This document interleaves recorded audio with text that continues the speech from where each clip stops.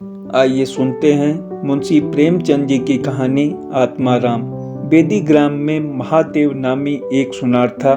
वह सारा दिन अपनी भट्टी के आगे बैठा ढक ढक करता हुआ खरे को खोटा करता रहता था। न जाने कितने ग्राहकों के सोने में कतर ब्योंत और मेल मिलावट उसने की थी। उसका कुनबा बहुत बड़ा था, दर्जनों नाती पोते बेटे बाले, पर उसे किसी का सुख न था। उसे अपने घर में 2 वक्त आराम की रोटी भी नसीब न होती थी।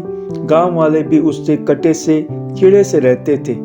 बेटे निकम्मे थे, उसी की मेहनत और कमाई पर निर्भर रहने वाले।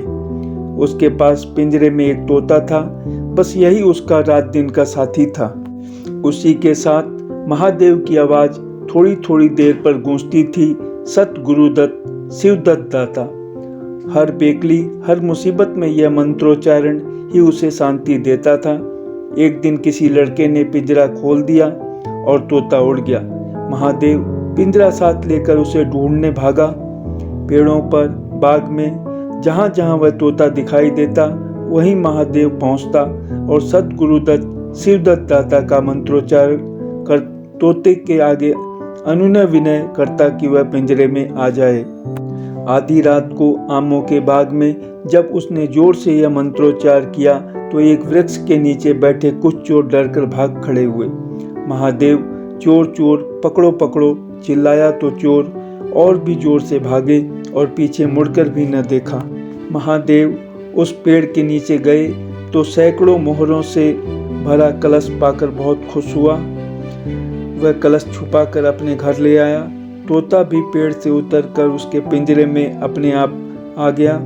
पंडित पुरोहित को बुलाया। सत्यनारायण की कथा का आयोजन हुआ।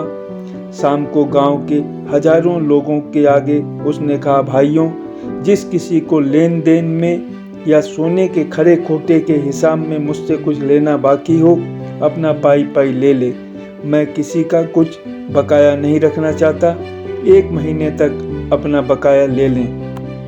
महादेव गांव में शिवालय, तालाब, कुआं आदि बनवाने का भी संकल्प करता है। वह अब सबकी आवभगत सेवा सत्कार में लगा रहता है। इस घटना को हुए 50 वर्ष बीत चुके हैं। बेदी ग्राम में ठाकुर द्वारा पक्का तालाब और उसके पास ही एक समाधि देखी जा सकती है। समाधि आत्माराम का स्मृति चिन्ह है। उसके संबंध में कई किंवदंतियां प्रचलित हैं। लोग कहते हैं आधी रात को अभी तक तालाब के किनारे आवाज आती है, सद्गुरुदत्त शिवदत्त दाता, राम के चरण में चित लागा। महादेव के संबंध में कितनी ही जनश्रुतियां हैं। उनमें सबसे मान यह है कि आत्माराम के समाधिस्थ होने के बाद वह कई सन्यासियों के साथ हिमालय चला गया और लौट कर न आया। उसका नाम आत्माराम प्रसिद्ध हो गया। धन्यवाद।